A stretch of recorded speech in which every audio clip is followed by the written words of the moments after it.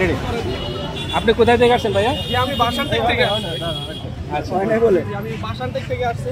আচ্ছা আমি প্রতিনিয়ত মিজান ভাইয়ের এখানে খেতে আসি, কেননা ওনার খাবার এত সুস্বাদু যা বলে বোঝানোর মতো না, কথা বুঝছেন। আর বিশেষ করে দেশি ষাঁড় গরু দিয়ে গরু পাক করে মানুষদেরকে খাবার। আচ্ছা, আপনি নাকি 2 দিন রিভিউ দিয়েছেন ওনার পাক ভালো না, আপনি মিজান ভাই এটা বলেন? না, মিজান ভাই হতে পারে ভুল কথা বুঝতে পারে নাই, কারণ ইউটিউব আর ফেসবুক এরা কাটিং করে কথা ছাড়ে। আমি মিজান ভাইয়ের নামে যদি কোনো বদনামি করে থাকি ফেসবুকে, আমি টিকটক ফেসবুকে আমি মিজান ভাইয়ের ভিডিও অলরেডি ছাড়ি। আমি যদি মিজান ভাইয়ের শত্রু হই, মিজান ভাইয়ের বদনামি করি, তো আমি প্রতিনিয়ত 100 টাকা দিয়ে মিজান ভাইয়ের এখানে খেতে আসতাম না। এটা রাইট রাইট। ওই মিজান ভাইয়ের খালাতো ভাইয়ের দোকানে যেতাম, খলিল মিয়ার দোকানে যেতাম। কিন্তু আপনি নাকি নোয়াখালীর সাথে নাটক করতে আসেন, মিজান ভাই এটা বলেন? না, নোয়াখালীর সাথে আমার কোনো সম্পর্ক নেই। নোয়াখালী আসলে বেশি কথা বলে না, নোয়াখালী তো আসলে ভাই পেশাল করে। হ্যাঁ, এটা পেশাল করে, এটা ঠিক আছে, এটা আমরা ফেসবুকে দেখতেছি যে উনি অতিরিক্ত কথা বলে।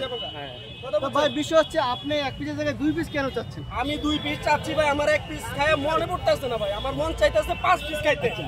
এখন মিজান ভাইরে বললাম, মিজান ভাই আমার আরেক পিস আপনি গরুর মাংস দেন, ওই ক্ষেত্রে মিজান ভাই আমার তুচ্ছতা ছিল। এখন আপনাকে যদি 1 পিস বাড়তি দেয় তাহলে তো মিজান ভাই যে একটা রুলস সেটা তো থাকলো না, আর 10 জনও চাইবে। হ্যাঁ, 10 জনে চাইলে এটা কি আপনি ঠিক করছেন? আপনি বলেন। না, ওইটা আমি ঠিক করি নাই। আর আরেকটা ক্ষেত্রে কি, ওনার খাবার এত মান ভালো, মানে আমার ধরে রাখতেছি না কথাটা ভিতরে, মানে অনেক পর্যন্ত চাইতে রাখতেছি। আপনি এটা খাই আর প্লেট কিনতেন 100 টাকা দিয়া। আর কথা হচ্ছে মিজান ভাইয়ের মাংস রান্নাগুলা তো সরাসরি একদম মানে পিওর রান্না করা, মানে পাক এত ভালো খাই আপনি পাগল হয়ে গেছেন ভাই। আমি 2 দিন পরে আসি ওনার পাক খাইতে, আমার কাছে খুবই ভালো লাগে। আমার কাছে আমি পারি না, উনি তো বলে 14 বার খাইতে, আমি যদি ক্ষমতা থাকতো 42 বার খাইতাম ভাই। ভাই এক প্লেটে ঢুকে না পেটের ভিতরে। এখন মিজান ভাই বলতেছে আপনি 1 পিস জায়গায় 2 পিস খাওয়ার কথা বলে ভাইরাল হতে চান।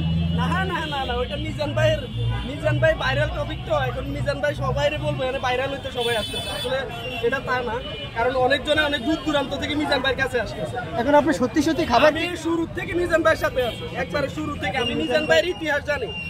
এখন মিজান ভাইয়ের কাছে 1 পিস মাংস চাওয়ার পর তার অনুমতি সে আমাকে একটু রাগান্বিত ভাবে বলছে আমি নাকি তার বদনাম করি ইউটিউব ফেসবুকে, প্রমাণ সহ আছে। আমি বলছি মিজান ভাই আপনি প্রমাণ দেখেন, আমি কেন আপনার ফেসবুক ইউটিউবে আমি করবো? আমি আমার টিকটকে ফেসবুকে আমি ওনার ভালো ভালো ক্যাপশন লিখি ওনার নামে, এমনকি প্রচারণাও করি ভালো।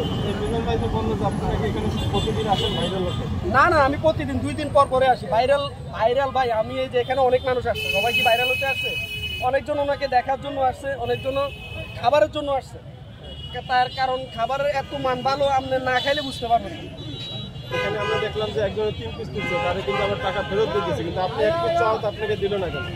ওইটা মিজান ভাইয়ের ব্যক্তিগত ব্যাপার, কেননা আমার যদি আরেক পিস বাড়াই দেয়, একজনের জন্য তো 1 পিস বাড়াই দিব না, দিলে সবার জন্য সমান, 10 জনের জন্য সমান, কথা বুঝছেন? ওই ক্ষেত্রে আমাকে না করছি মিজান ভাই। আপনি 10 জনের জন্য সমান এটা জানেন, কিন্তু তাহলে আপনি 1 পিস চাইলেন কেন? ভাই আমি তো মনে করেন খাইতেছি মনে হচ্ছে স্বপ্নের ভিতরে আছি আমি।